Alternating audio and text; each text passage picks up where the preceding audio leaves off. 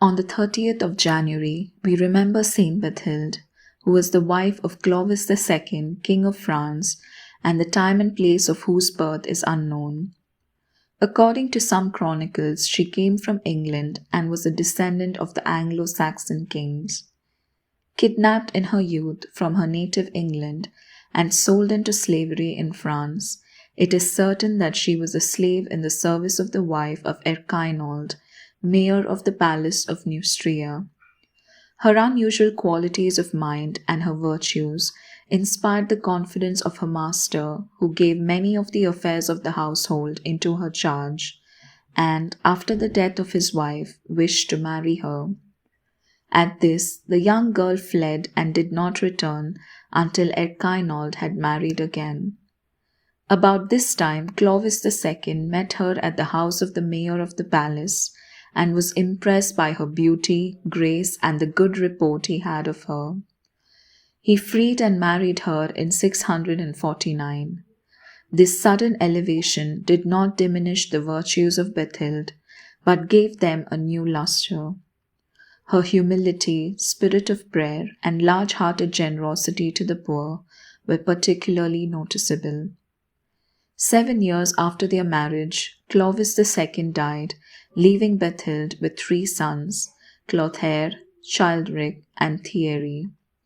An assembly of the leading nobles proclaimed Clothaire III, aged 5, king under the regency of his mother Balthild. Aided by the authority and advice of Erchinoald and the saintly bishops, the queen was able to carry out useful reforms. She abolished the disgraceful trade in Christian slaves and firmly repressed simony among the clergy. She also led the way in founding charitable and religious institutions such as hospitals and monasteries. Through her generosity, the Abbey of Corbie was founded for men and the Abbey of Chelles near Paris for women.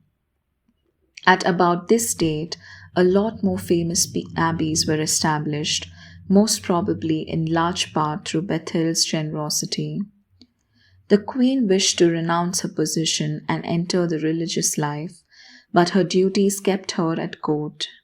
Erchinoald died in 659 and was succeeded by Ebroin. Notwithstanding the ambition of the new mayor of the palace, the queen was able to maintain her authority and to use it for the benefit of the kingdom.